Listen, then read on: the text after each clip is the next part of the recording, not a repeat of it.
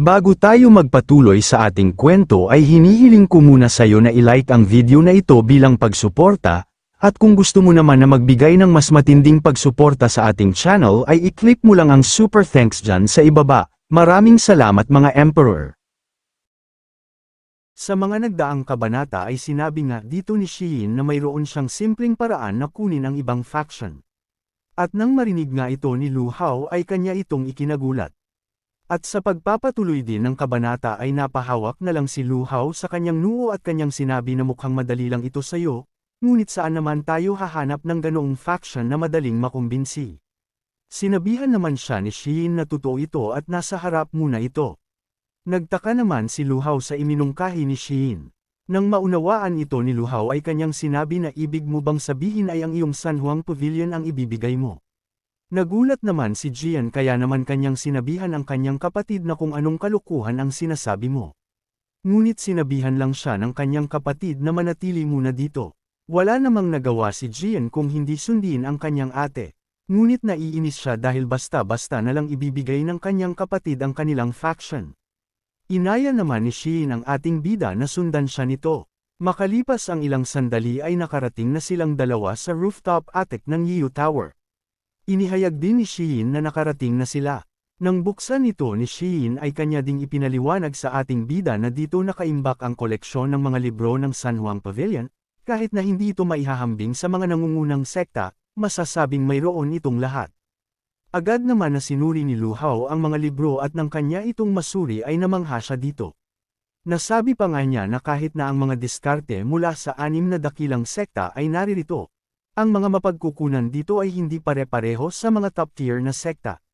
Dagdag pa ng ating bida na kung saan naman nakuha ni Shein ang lahat ng ito. Iminungkahi naman ni Shein na nag-ampon siya ng maraming bata na may talento sa militar, sinanay sila, at ipinadala sa iba't ibang sekta. Sila ngayon ay itinuturing ng kani-kanilang mga sekta bilang pangunahing mga prospect sa hinaharap. Bukod dito ang pagkopya ng ilang mga pamamaraan ay natural na hindi isang problema. Nang marinig ni Lu Hao ang iminungkahi sa kanya ni Shein ay seryoso niyang sinabi na kung talaga bang ibibigay ni Shein sa kanya ang lahat ng ito. Dagdag pa niya na ano naman ang makukuha ni Shein dito.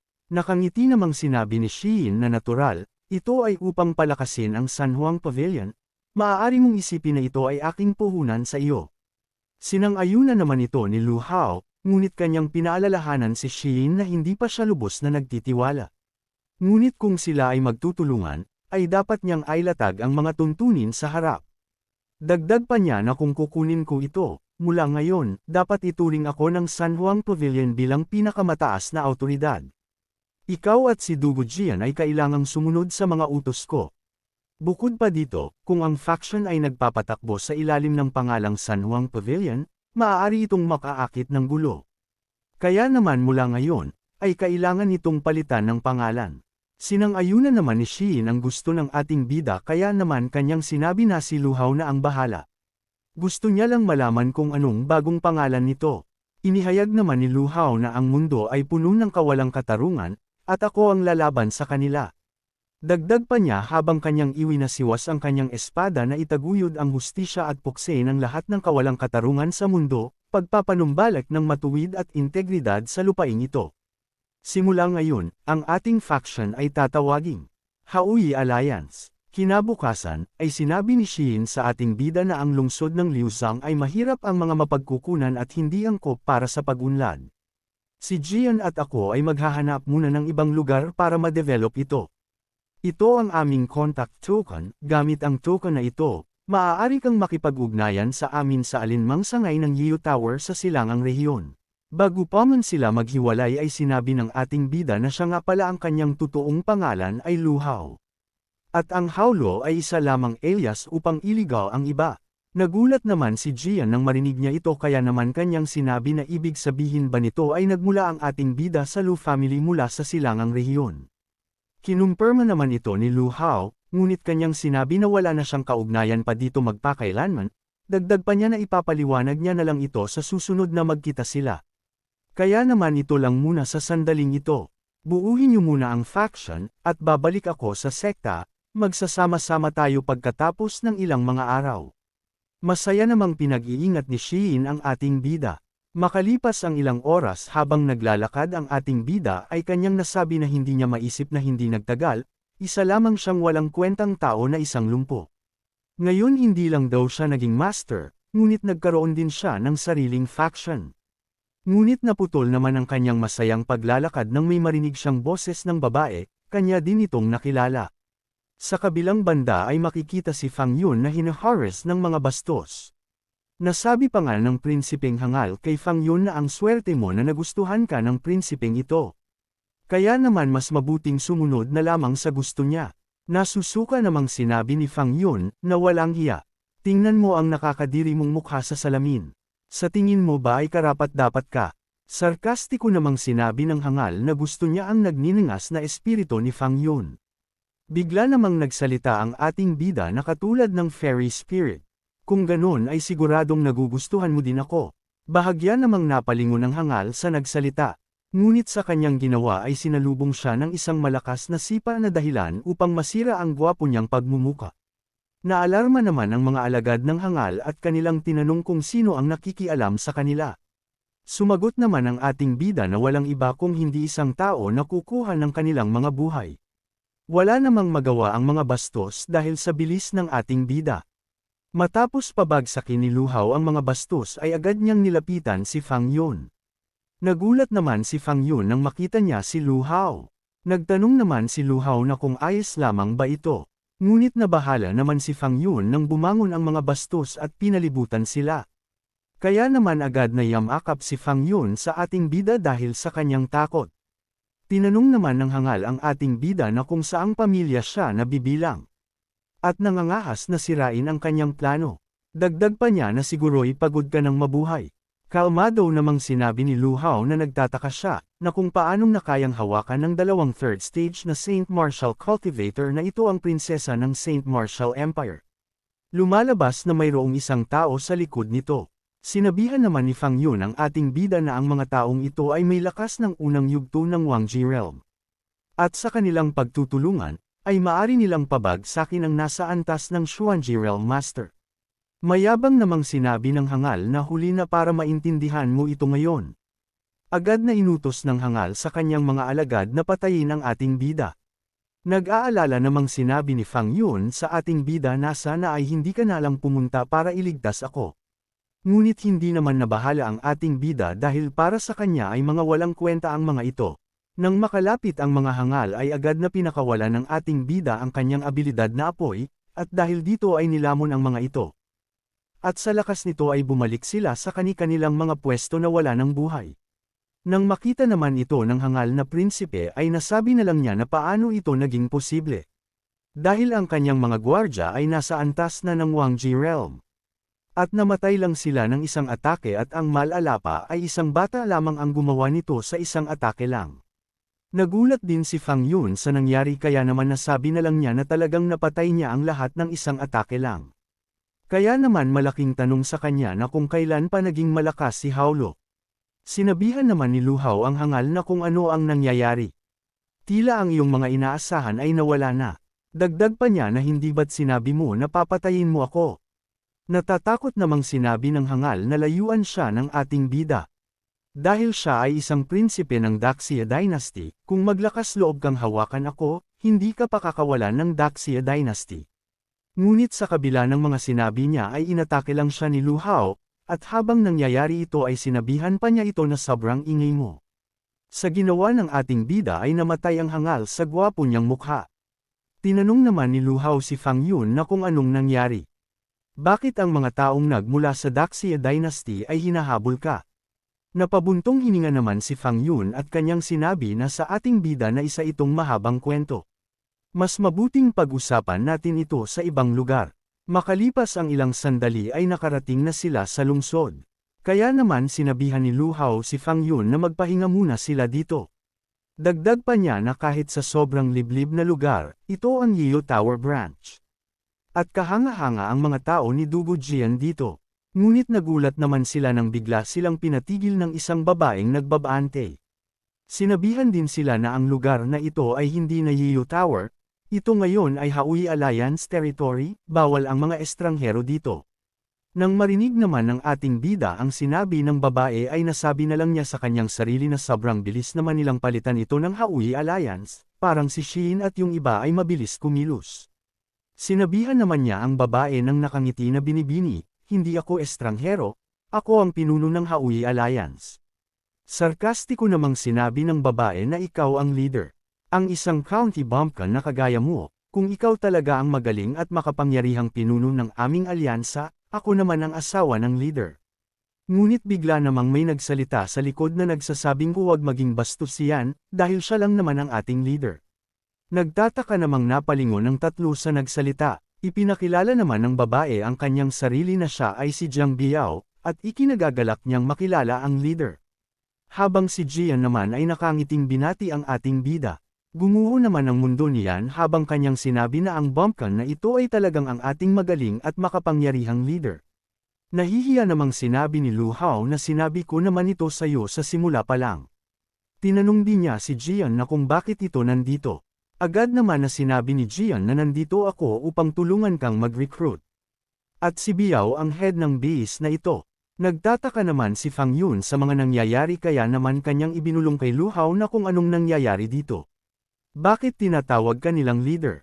Sinabihan naman siya ni Lu Hao na ito ay isang komplikadong bagay, magpapaliwanag ako kapag may pagkakataon.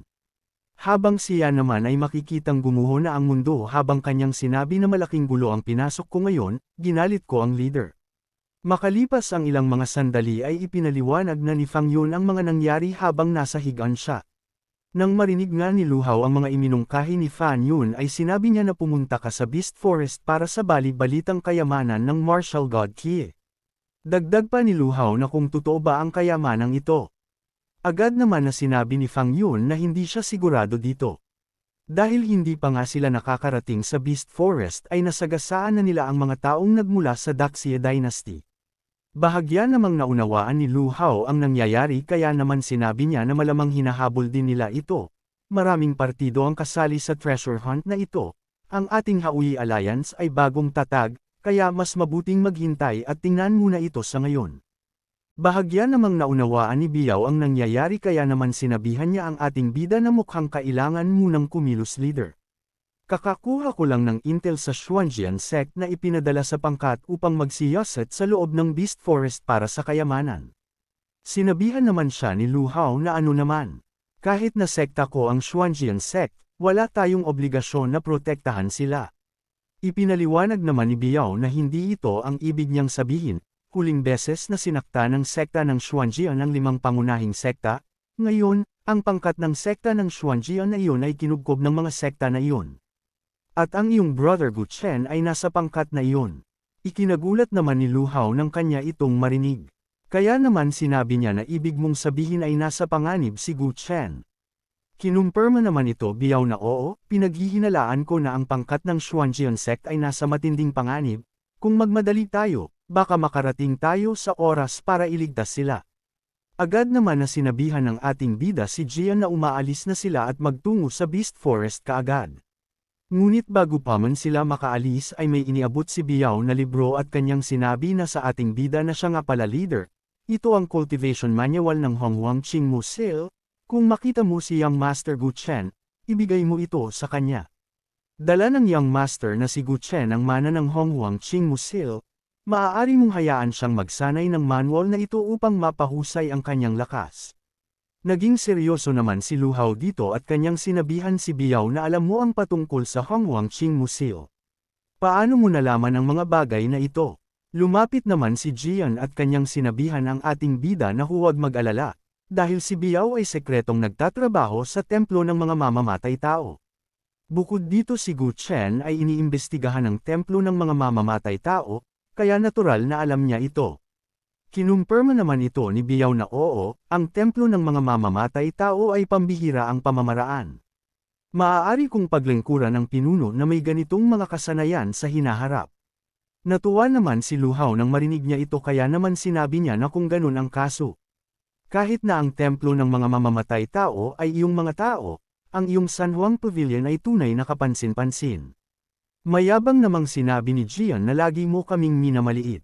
May naalala naman si Biao kaya naman agad niya itong sinabi na siya nga pala mayroon pa akong isang bagay na sasabihin. Na ang Bloodthirsty King sa loob ng Beast Forest ay malapit ng ma-awaken.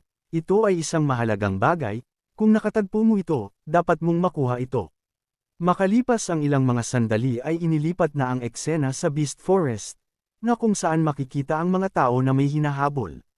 Masabi pa nga ng mga ito habang natatawa na ngayon ay papatayin natin ang mga taong sekta ng Xuanjian para sa paghihiganti. At pagkatapos ay kailangan nating mahuli si Gu Chen. Sinabi naman ni Gu Chen na Chang Sect, at ang Baisheng Sect. Wala kaming natatandaan na away sa pagitan ng Xuanjian Sect. Bigla namang tumilapon si Pan Wei, na ipinag-alala ni Gu Chen. Sinabi naman ng hangal na huwag mong purihin ang iyong sarili. Ang pagkuha sa iyo ay isang maliit na gawain lamang. Ang paglabas ng aming galit sa iyong Xuanjian Sect ay ang pangunahing layunin. Sa puntong ito ay napapikit na lamang si Gu Chen na sabi pa nga niya na mukhang katapusan niya na, hindi sapat ang lakas ko para gumala na parang luhaw. Ngunit sa kabutihang palad ay dumating si Jian at ang ating bida kaya naman nagkaroon ng malakas na pagsabog. Galit namang sinabi ng hangal na sinong sumisira sa mga plano ko, pagod ka na bang mabuhay? Nang mawala ng bahagya ang makapal na usok ay sinabi ni Jian na paumanhin, ako ay nagpapatakbo ng mga plano ng masamang tao mula noong ako ay ipinanganak, at huwag kayong mag-isip ng kung ano sa akin. Ngayon katulong lang ako, ang talagang haharap sa inyo ay ang nasa taas. Ang ating bida naman na nasa itaas ay agad na hinanda ang kanyang atake na kung tawagin ay Golden Dragon 9 Turns Technique Second Style. Matapos ang paghahanda ay agad na itong pinakawalan ni Lu Hao at namuo ang isang imahe ng dragon at agad na nilamon ang mga hangal. At nang makababa si Lu Hao ay agad niyang tinanong sina Gu Chen na kung maayos lang ba ang mga ito.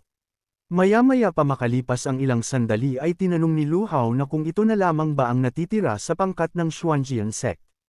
Dagdag pa ni Lu Hao na ang lugar na ito ay mapanganib, dapat kayong magpahinga sa isang lugar na tinatawag na Yiyu Tower. Agad naman na sinang-ayunan ito nila Pan Wei at kanyang pinasalamatan ang ating bida sa pagliligtas nito sa kanila. Ngunit ibinulong naman ni Pan Wei, na pero Brother Hao Lu, ang pagkakaalam ko ay magandang lugar ang Yiyu Tower. Ngunit ito ay masyadong mahal at hindi namin ito kayang bayaran. Sinabihan naman siya ni Lu Hao na huwag kang mag-alala, iyon ang aking lugar, banggitin mo lang ang pangalan ko pagdating mo doon. Nang marinig ito ni Pan Wei ay kanya itong ikinagulat na sabi pa nga niya na ang lugar na iyon na isang high-end ay ang iyong lugar. Napaka mapagbigay. Tuwang-tuwa naman ang mga disciples habang naglalakad patungo sa Yiyu Tower. Sinabihan naman ni Jian si Lu Hao na hinayaan mo silang bumalik sa kanilang sarili. At ano ang susunod na gagawin natin, ang maghanap ng kayamanan. Kinumpirma naman ito ni Lu Hao na oo, na dahil nandito na din naman sila, bakit hindi tayo sumali sa saya ng Beast Forest? Nang marinig ni Gu Chen ang sinabi ni Lu Hao ay kanyang sinabi na pupunta kayo sa treasure hunting. Sinabi din ni Gu Chen sa ating bida na Lu Hao, pwede mo ba akong isama, dahil gusto ko ring magsanay at lumakas kasama ka. Masaya namang sinabi ni Lu Hao na siguradong makakasama ka. Naalala din ni Lu Hao ang manual kaya naman kanya ding sinabi na may dala siyang manual na para sa kanya. Makalipas pa ang ilang sandali ay makikita ang Bloodthirsty na galit na galit. Dahil sa mga nilalang na kalaban niya, sa galit ng Bloodthirsty ay nagpakawala ito ng malakas na atake, dahilan upang magsitalsikan ang mga nilalang. Nasabi na lang ng isa na ang lakas ng Bloodthirsty na ito ay malapit sa ikapitong antas ng mabangis na hayop, kaya hindi ito madaling harapin. Sinabi naman ng isa kay Meng Wo, na bakit hindi ka tumulong? Nandito ka lang ba para panoorin kaming nahihirapan? Sarkastiko namang sinabi ni Meng Wo, na hindi ako interesado sa isang bagay na tulad ng Bloodthirsty King, kung gusto nyo, ayusin nyo ito sa sarili nyo. Ang bagong karakter na ito ay si Meng Wo ang disciple ng pamilyang Meng, ikalawang antas ng Earth Realm. Sa sinabi ni Meng Wo ay nagalit ang lalaki dahil talagang ayaw silang tulungan ng mayabang na ito. Ngunit sinabihan naman siya ng isa niyang kasama na itigil ang pag-aaksaya ng oras sa kanya, ang Bloodthirsty King ay halos nasa limitasyon na. Habang sina Lu Hao naman ay tahimik lang na pinagmamasdan ng mga ito. Sinabi naman na ni Jian na ang Bloodthirsty King na iyon ay mukhang halos maubos na, mukhang kailangan na din nating kumilos. Ngunit sinabihan naman siya ni Lu Hao na sandali, Kapag nag-away ang labuyo at kabibe, mangingisda ang nakikinabang, maaari lamang nating kunin ang mga piraso. Nasa isip-isip pa nga ni Lu Hao na tsaka may tao doon, malamang pareho siya ng ideya sa akin, kung pupunta kami ngayon, ay mas magiging madali na lamang ito sa kanya. Sinabi naman ni Jian na kung ganon, dahil ikaw din naman ang leader. May kikinig ako sa iyo at maghihintay na lang muna tayo at harapin ang taong iyon mamaya. Lumipas pa ang ilang mga sandali ay patuloy pa din ang pag-atake ng mga lalaki. Maya-maya lang din ay nagawa na nila itong matalo. Kaya naman labis na lamang ang tuwa ng lalaki na sabi pa nga niya na sa wakas ay nagtagumpay na din sila na mahuli ang Bloodthirsty King. Ngunit bigla namang tumalon si Meng Wo upang kunin ang Bloodthirsty King. Nasabi pa nga niya na pinaghirapan niyo ito. Iinuman ko itong 1,000 taon na gamot na spirit, ang katawan ng King Bloodthirsty na ito ay bilang aking gantimpala. Ikinagalit naman ito ng lalaki na sabi pa nga niya na malinaw na sinasamantala mo kami. Mayabang namang sinabi ni Meng Wo, na ano naman? May problema ka ba dito? Nagpintig naman sa galit ang lalaki, ngunit agad siyang pinigilan ng kanyang kasama dahil sa kasalukuyang sitwasyon nila ay hindi maganda. Dahil sa wala namang magawa ang lalaki ay sinabihan na lamang niya si Meng Wo na kung gusto ng pamilya mong maging sobrang kasuklam-suklam, tatandaan namin ito at aayusin sa susunod. Sarkastiko namang sinabi ni Meng Wo na matalino ang iyong napiling desisyon. Matapos niyang makipag-argumento at ibinaling niya na ang kanyang atensyon sa Bloodthirsty King, nasa isip-isip pa nga niya na sa pamamagitan ng 1,000 taon na gamot na ito sa espiritu, tiyak na malalampasan ko ang aking bottleneck at maaabot ang isang bagong antas ng kapangyarihan. Ngunit nagulat naman siya nang mawala ito sa kanyang harapan dahil sa itinakbo na ito ni Gu Chen. Kaya naman agad niya itong hinabol at kanya din itong sinabihan na maglakas loob na magnakaw sa akin, humihingi ka ba ng kamatayan? Nang makita naman ito ni Gu Chen na malapit na siyang maabutin nito, ay nasabi na lang niya na kaya niyang makipagsabayan sa Ghost Shadow Step ko. Bigla namang lumitaw si Dugu Jian hawak ang kanyang espada na ikinabigla ni Meng Wo. Kaya naman sa kanyang galit ay agad niya itong inatake na hindi naman napigilan ni Jian dahil lubhang malakas ang atake. Napasigaw na lamang si Jian sa natamo niyang pinsala. Nang makita ito ni Gu Chen ay sinabihan niya si Jian na kung maayos lamang ba ito. Naghanda naman si Meng Wo ng kanyang gagawing atake at kanyang sinabihan ang dalawa, na dalawang munting magnanakaw, ng ahas na pagnakawan ako. Talagang may lakas kayo ng loob. Sumigaw naman si Jian na leader, tulungan sila nito, dahil hindi nila kayang harapin si Meng Wo. Agad naman na lumitaw ang ating bida at kanya itong inatake ng mabilis. Sinabi din ni Lu Hao na kasama ang leader dito, maaari na kayong umupo at manood. Bahagya namang hindi kumbinsido si Gu Chen. Sinabi naman ni Meng Wo na isa na namang hangal na hindi alam ang mga limitasyon, pero nagawa mong hadlangan ang galaw ko. Dagdag pa niya na munting magnanakaw, tuturuan kita ng leksyon. Agad siyang nagpakawala ng atake at habang nangyayari ito ay sinabi niya na sa susunod ng iyong buhay dapat ay mag-ingat ka na. Sinabayan naman ito ni Lu Hao ng kanyang atakeng apoy. At walang kahirap-hirap nitong napawalang bisa ang atake ni Meng Wo. At nang maramdaman niya ito ay sa isip-isip pa nga niya na kung anong klaseng apoy ito. Sa mga nagdaang kabanata ay hindi makapaniwala si Meng Wo sa apoy na ginamit ng ating bida. At sa pagpapatuloy din ng kabanata ay nagpatuloy ang apoy ng ating bida at sa mga puntong ito ay baka sa mukha ni Meng Wo ang hindi makapaniwala na kung bakit mas malakas ang apoy ng ating bida, kumpara sa kanya. Kalaunan ay hindi niya na talaga kinaya ito at napaluhod na lamang siya. Sinabi din niya na paano ito naging posible, dahil hindi ito ang kapangyarihan ng nasa antas ng ika-6 na yugto ng Wangji Realm. Sarkastiko naman siyang sinabihan ni Lu Hao, na habang inilalabas niya ang espada na sa akin, ang sa tingin mo ay imposible ito. Dagdag pa niya habang kanya ding inilabas ang kanyang bloodline na Divine Dragon na sa totoo lang marami pang iba bukod dito. Nang makita naman ni Meng Wo ang inilabas ni Lu Hao, ay nasabi na lang niya sa kanyang sarili na mayroon ka ding kapangyarihan ng bloodline. Dagdag pa niya habang napapangiti na sinasabi sa kasaysayan na kaya daw lumaban ang mga may mina ng bloodline ng lampas sa antas nila. Mukhang kailangan kong magseryoso. Inilabas na din niya ang buo niyang potensyal habang sinasabi niya sa ating bida na bata, ang pagkakaiba sa pagitan ng Wangji Realm at Digi Realm ay hindi lang isang karakter. Ngayon hahayaan kitang maranasan mo ito, Matapos ang kanyang pagsasalita ay inihanda niya na ang kanyang malakas na atake. Agad niya na ding pinakawalan ng kanyang atake matapos ang kanyang paghahanda, at ito din ang totoong kapangyarihan ng DJ Realm. At nang makita ito ng dalawa ay bakas ang kanilang pag-alala, na baka hindi ito kayanin ng ating bida. Ngunit walang ano-ano na sinalubong lang ito ng ating bida gamit ang kapangyarihan ng Divine Dragon. At walang kahirap-hirap na nawasak niya ito sa isang was-iwas lang ng kanyang espada. Niyabangan din niya ito na kung ito na ba ang kapangyarihan ng DJ Realm. Nagulantang naman si Meng Wu sa kanyang nakita at nasabi na lang niya na paano ito naging posible. Habang ang dalawa naman ay napalitan ang kanilang pag-aalala ng tuwa. At nang makalapit din ang ating bida ay kanya na din itong inatake gamit ang espada na nababalutan ng banal na kapangyarihan. Hindi naiwasan ni Meng Wu ang malakas na atake at bumagsak siyang nag-aagaw buhay. Bago pa man siya bawian ng buhay ay nasabi pa niya na paano siya namatay sa kamay ng isang tao na nasa antas lang ng Huangji Realm. Agad naman na nilapitan ni Lu Hao ang dalawa at binigyan din niya si Jian ng red fruit upang pagalingin ang pinsala nito. Nagulat naman ang dalawa nang makita nila ang inilabas ni Lu Hao na sabi pa nga ni Gu Chen, na hindi ba't ito ang Zhu fruit? Ang halamang gamot ng Yuling clan. Dagdag pa ni Jian na hindi ba ang bagay na ito ay dapat na umiiral lamang sa mga libro. Kaya naman kanya ding tinanong ang ating bida na kung saan nakuha ni leader ang ganitong mahalagang kayamanan. Sinabihan naman sila ng ating bida na mahabang kwento, mamaya ko na lang ipapaliwanag. Mas mabuting ipagpatuloy natin ang paghahanap ng kayamanan sa Beast Forest na ito. Makalipas ang ilang sandali ay nakarating na sila sa kailaliman ng Beast Forest. At sa puntong ito ay may nakita si Gu Chen na sabi pa nga niya na anong nangyayari. Parang may tao nang nauna dito.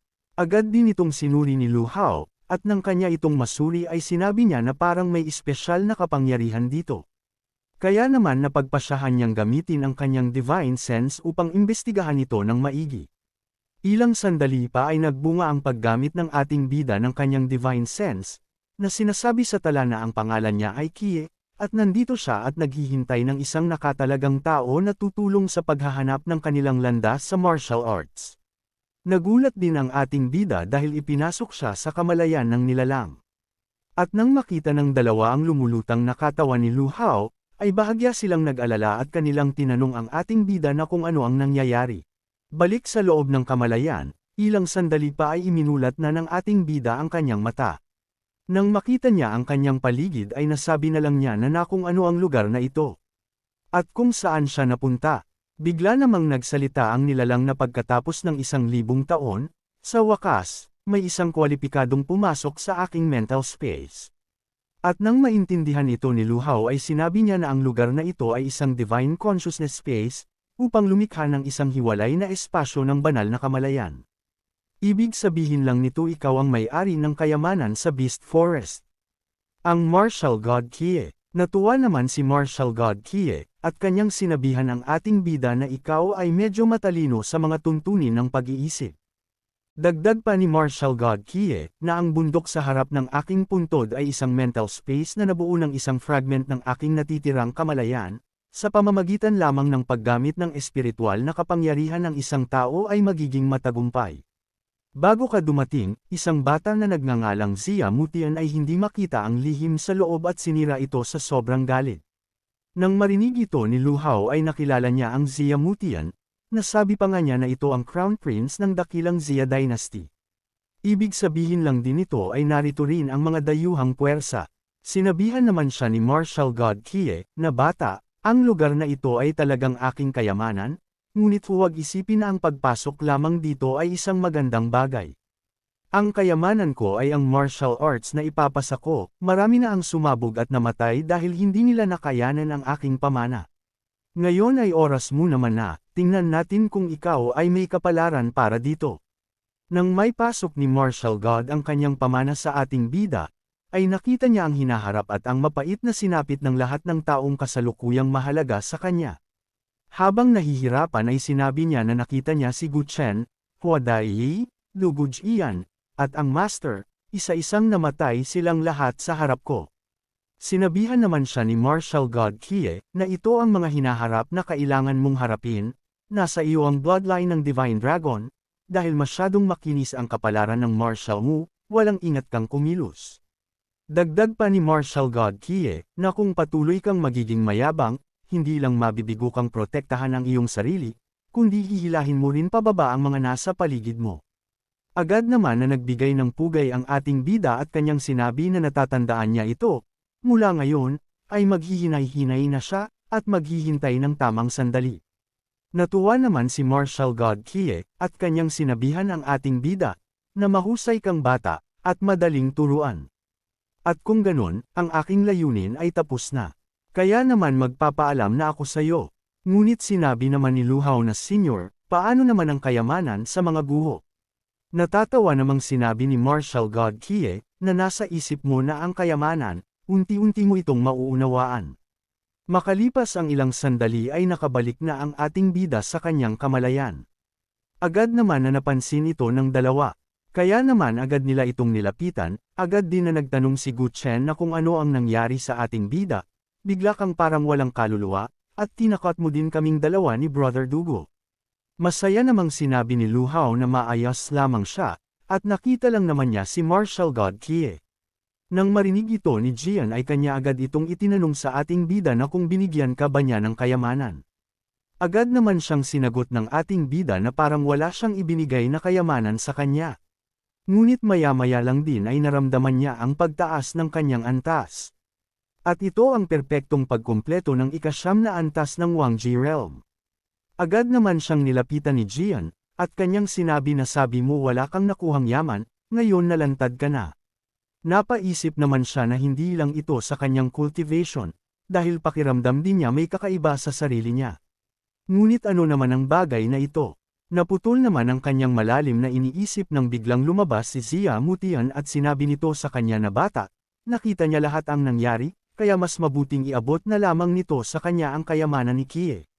Dahil ang bagay na ito ay hindi maaaring taglayin ng maliliit na tanga. Ang hangal na ito ay isang crown prince ng Great Xia Dynasty, ika-7 antas ng DG Realm na si Zia Mutian. Sa isip-isip naman ng ating bida na ito ba si Zia Mutian ang binanggit kanina ni Martial God, na nagwasak sa tablet stone. Sinabihan din niya si Zia Mutian na ang kayamanan ay nasa kanyang isip, kaya kung may lakas ka ng loob, ay lumapit lang ito at kunin. Nenas naman si Zia Mutian sa sinabi ng ating bida kaya naman sinabihan niya ito na huwag masyadong mayabang bata, at mukhang hindi mo pa ata alam ang kahulugan ng kamatayan. Matapos niyang magsalita ay agad niya nang inilabas ang kanyang aura, at nang makita ito ni Jian ay nasabi na lang niya na ito ang Human Emperor Sword. Binalaan din niya ang kanyang leader na ang taong ito ay nasa ika-7 antas na ng DG Realm idagdag pa dito ang Supreme Quality Human Emperor Sword. Natatakot ako na maari niya nang gamitin ang kapangyarihan ng Tianji Realm. Bahagya namang nabahala si Lu Hao dahil bago sa kanya ang ganitong kalaban na may supreme quality. Sinabihan din ni Zia Mutian ng ating bida na bata ipapakita ko sa iyo ngayon ang kapangyarihan ng aking Human Emperor Sword. Agad din na gumawa ng isang atake si Zia Mutian at sa lakas nito ay napa-atres ang tatlo. Sinabi din ni Lu Hao na sa pagkakaalam niya na ang Human Emperor Sword ng tao ay maaaring tawagin ang kaluluwa ng Human Emperor ng tao upang gamitin ito na lumaban, na may napakabangis na mga diskarte sa katawan at espada. Dagdag pa niya na ang laban na ito ay hindi magiging madali. Bigla namang natawa si Martial God Kie at kanyang sinabihan ang ating bida na isa lamang itong Human Emperor Sword, ano ang dapat katakutan? Nagulat naman ang ating bida nang marinig niya ang boses ni Martial God Kie sa kanyang isip. Inihayag din ni Martial God Kie na nasa iyo na ang aking martial arts legacy, maaari mong saglit na masulyapan ang hinaharap at asahan ang kalaban, kahit gaano pa kalakas ang kanyang katawan at sword techniques, anong silbi nito? Sa puntong ito ay nakumpirma na ng ating bida na si Martial God Kie nga ang nagsasalita. Bigla namang nagsalita ulit ang Crown Prince na kung bakit nakatayo na lamang ang ating bida. Bahagya namang nena si Lu Hao sa hangal na Crown Prince. Ngunit nanatiling nakatayo ang ating bida at nag-focus upang magamit niya ang abilidad ng Martial God. Nagtagumpay naman ang ating bida na magamit ang abilidad na ibinigay sa kanya ng Martial God Kie. Dahil malinaw niyang nakita ang maaring gawin ng kalaban. Habang pasugod si Zia Mutian ay mayabang niyang sinabihan ang ating bida na kung natatakot na ba ito sa kapangyarihan ng kanyang Human Emperor Sword. Natuwa naman ang ating bida dahil sa pagkakataong ito ay naunawaan niya na kung ano ang abilidad na ibinigay sa kanya ng Martial God. Agad niya ding sinabihan ang dalawa na lumayo muna ang mga ito, at siya na ang bahala sa hangal na si Zia Mutian.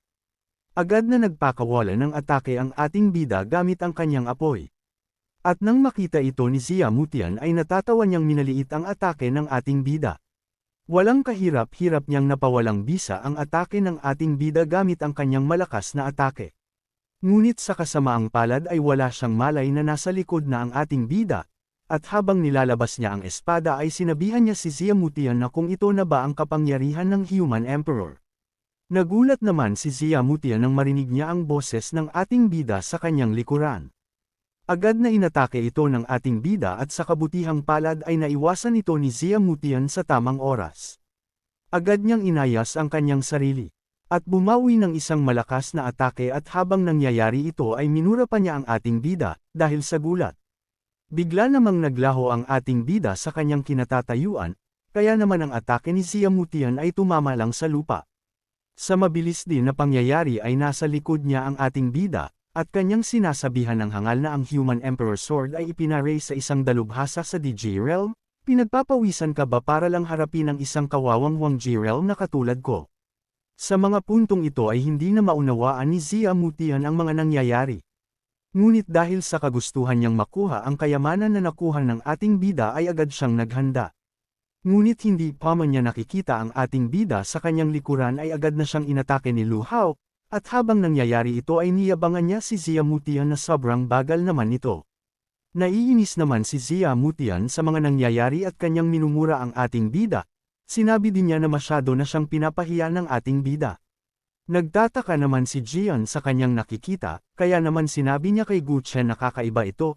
Hindi ba't nakakapagtaka na ang mga estilo ng pakikipaglaban ni leader ay biglang naging mature. Dagdag pa ni Jian na pinupuntirya niya ang mga kahinaan ni Zia Mutian sa mga sandaling, parang alam na niya ang fighting style niya. Balik sa nagaganap na laban, hindi naman maintindihan na ni Zia Mutian ang nangyayari, at malaking tanong sa kanya na kung paano naiiwasan ng ating bida ang kanyang mga pag-atake, dahil sa isa lamang nasa antas ito ng Huang Ji Realm. Samantalang ang ating bida, ay nagagalak sa mga nangyayari, nasa isip-isip pa nga niya na ngayon, ay mabilis niyang nakikita ang hinaharap. Na makita ang galaw ng kalaban, at asahan ito na kapansin-pansin sa kanilang hindi nababantayang sandali. Bukod dito, dahil sa init ng laban ay kumukulo ang bloodline sa katawan niya, na nagpapahintulot sa kanya na hawakan ang gilid ng Xuan Ji Realm. Dagdag pa ng ating bida na ibig sabihin lang nito ay ang pagtaas ng antas ay ngayon na. Sa puntong ito ay nakalusot na ang ating bida sa antas ng unang yugto ng Xuan Ji Realm. At nang makita ito ni Zia Mutian ay nagulat siya nang biglang nakalusot ang ating bida sa Xuan Ji Realm, at halos pagpawisan siya na kung bakit nagawa ito ni Lu Hao, na kahit nasa gitna ito ng laban. Ikinatuwa naman ni Lu Hao ang nangyari dahil hindi lang ang kanyang cultivation ang tumaas ang antas dahil pati ang kanyang Golden Dragon 9 transformations ay nakalusot na sa ika-4 na anyo. Agad na sinubukan ni Lu Hao ang kanyang Divine Dragon Mental Attack. Sa lakas ng atakeng ito ay napahawak sa ulo si Zia Mutian nang maramdaman niya ito. Makalipas pa ang ilang sandali ay halos mabaliw na ito sa kanyang naramdaman dahil malapit nang sumabog ang kanyang ulo. Maya-maya pa ay hindi na ito kinaya ni Zia Mutian kaya naman binawian na ito ng buhay. At nang makita ito ni Jian ay nagulat siya dahil nagawa ni Lu Hao na mapatay si Zia Mutian. Kaya naman agad siyang lumapit sa ating bida at kanyang sinabi na leader, ang iyong estilo sa pakikipaglaban ay naging mature, na para bang ibang tao ka na. Agad naman na ipinaalam ito ni Lu Hao na dahil ito sa ibinigay na kayamanan sa kanya ni Senior Kie. Bukod pa rito, binigyan din niya ako ng martial path na nagpapahintulot sa akin na mahulaan ng mga kaaway at magsanay ng 2 beses ng mas epektibo sa kalahati ng pagsisikap. Hindi ko din inaasahan na ganoon kalakas ang kayamanan ni Martial God Kie. Medyo mabunga ang paglalakbay na ito, hindi lang ako nakakuha ng martial legacy ni Senior Kie, ngunit nakuha ko rin ang Human Emperor Sword. Subalit nagulat naman siya nang bigla itong masira, at naging isa na lamang itong ordinaryong bakal. Sinabihan naman siya ni Jian na ayon sa mga usap-usapan na kapag natalo ang dangal ng Human Emperor Sword, ay kusa itong wawasakin ang kanyang sarili at magiging isa na lamang itong trophy. Dagdag pa ni Jian na hindi din niya inaasahan na totoo pala ang chismis. At nang maintindihan ito ni Lu Hao ay hinayaan na lamang ito, ngunit nang hihinayang siya dahil napunta lang sa walang kwentang master ang Human Emperor Sword. At pagkatapos nito ay inaya niya na ang dalawa na bumalik dahil masyado nang lumalalim ang gabi. Makalipas pa ang ilang mga sandali ay nakabalik na sina Lu Hao sa Yiyu Pavilion. At nang makita siya ni Pan Wei ay mayabang siyang lumapit. At ipinagyabang ang token. Nasabi pa nga niya na hindi mo ba ito kinikilala. Ito ang tanda ng iyong Howran Alliance, ang natitirang mga alagad at ako ay sumama sa iyong Howran Alliance. Sinabihan naman siya ni Lu Hao na ayos lamang ba ito na may dalawa ka ng pagkakakilanlan. Masaya namang iminungkahi ni Pan Wei na ano naman ang kaso nito, dahil ang pagsunod kay Senior Brother ay tinitiyak ang isang buhay na marangyang, ito ay dobleng insurance. Naputol naman ang kanilang pag-uusap nang biglang lumabas si Biao at kanyang tinawag ang ating bida, upang pag-usapan ang mahalagang impormasyon. Agad silang lumipat sa pangalawang palapag at dito ay sinabi ni Biao sa ating bida, na leader ito ay patungkol sa babaeng si Yanran. Agad naman na tinanong ni Lu Hao na kung ano ang nangyari sa kanya. Ipinaliwanag naman ni Biao, na si Yanran ay nagmula sa Ye clan sa hilagang teritoryo. Tinanong din niya ang ating bida na kung nabalitaan na ba ng leader ang patungkol sa clan na ito. Agad naman na sinagot ito ni Lu Hao na alam kong ang Ye clan ang pinakamalaki sa hilagang teritoryo. Bukod dito ay nagtataglay din sila ng Void Bloodline, isang natural na pangangatawan na kinaiinggitan ng mga martial artist para sa cultivation. Napahawak naman sa ulo si Biao at kanyang sinabi na ngunit bagamat ang bloodline ng pamilyang Ye, ay may kasamang mga benepisyo ng likas na walang bisang na kapangyarihan, maaari rin itong maging sanhi ng kanilang kamatayan mula sa backlash. Nagulat naman ang ating bida nang marinig niya ito kaya naman kanyang sinabi na ito ay isang seryosong problema, ibig sabihin lang din ito ay mangyayari ito kay Yanran. Kinumpirma naman ito ni Biao, na oo, ngunit ang ancestor ng Ye clan, na si Ye Zishan, ay gumawa ng Great Void 6 Arts upang malunasan ang ganitong kondisyon. Ngunit sa kasamaang palad, siya ay namatay na din. Dagdag pa ni Biao, na pagkatapos ng kanyang pagkamatay ang kanyang consciousness ay pumasok sa Immortal Silang Valley, at nangako na linisin ang walang bisang backlash para sa Ye clan tuwing 5 taon. Ngunit noong huling beses na nagpagamot ang iyong angkan, nalaman nilang nabaliw na ang iyong kamalayan ng Zishan. Bahagya namang nagtaka dito si Lu Hao. Ngunit bigla namang dumating si Yanran at kanya itong kinumpirma na oo, ngayon ang mga ninuno ay naniniwala na ang buhay sa huli ay nangangahulugan ng kamatayan, kaya mas gugustuhin nilang manatili sa kawalan at magtamaw ng buhay na walang hanggan kasama niya. Kahit na ang kamalayan sa kawalan ay maaaring maging immortal, ang kalagayang iyon ay katulad ng isang nawawalang kaluluwa, hindi mas mabuti kaysa sa kamatayan. Dagdag pa ni Yanran habang umiiyak na ayokong mapunta sa katulad ng ating mga ninuno. Na isang baliw sa kawalan, ngunit hindi kami nakahanap ng paraan upang gamutin ang backlash. At kung magpapatuloy ang ganitong pangyayari, ang aming clan ay tuluyan ng maglalaho. Ngunit nalaman ko kamakailan na ikaw, leader, ay maaaring makakuha ng mana ng War God 7 Nights. Dagdag pa niya habang nagmamakaawa, na kung maaari bang humiling ako sa leader na sumama sa akin upang makuha ang aming ancestor Great Void Art. At iligtas ang buhay ng aking buong clan. Napaisip naman ang ating bida na base sa nakatala na ang Great Void Art ay isang makapangyarihang pamamaraan, na maaaring pagkakataon din para sa akin. At kung tutuusin si Yanran ay miyembro din naman ng Haui Alliance. Kaya naman sinabihan na ni Lu Hao si Yanran na bagaman, ipinapangako ko sa iyo na sasamahan kita sa paglalakbay na ito. Agad naman na napayakap sa tuwa si Yanran sa ating bida, at kanyang sinabi na ang bait talaga ng leader. Kinabukasan ay hindi na nag-aksaya ng oras ang ating bida, kaya naman nagtungo na sila ni Yanran sa Immortal Silang Valley. Iminungkahi din dito ni Yanran, na leader tingnan mo, doon nakasealed ang kamalayan ng aking ninuno. Napaisip naman si Lu Hao na sabi sa mga sabi-sabi na ang ninuno ng Ye clan ay isang nangungunang eksperto, na maihahambing sa 7 Nights, kaya naman maaaring hindi ganoon kadali ang misyon na ito. Kaya naman sinabihan niya na si Yanran na pumasok na sila at tignan ito. Makalipas pa ang 1 oras ay makikitang pagod na si Yanran. Nasabi pa nga niya na paano ba naman kasi hindi pa sila nakakalabas ng kuweba, at hindi naman ganito katagal ang pagpasok nila. Habang si Lu Hao naman ay kinumpirma niya ito na tama, ito ay kakaiba. Simula nang pumasok sila, na parang naglalakad lang sila sa kanilang pwesto. Ngunit nang sandaling humakbang na ang ating bida ay may biglang kakaibang nangyari sa paligid, na agad niyang napansin. At nang makita ito ni Lu Hao ay nasabi na lang niya na kung ano ang lugar na ito.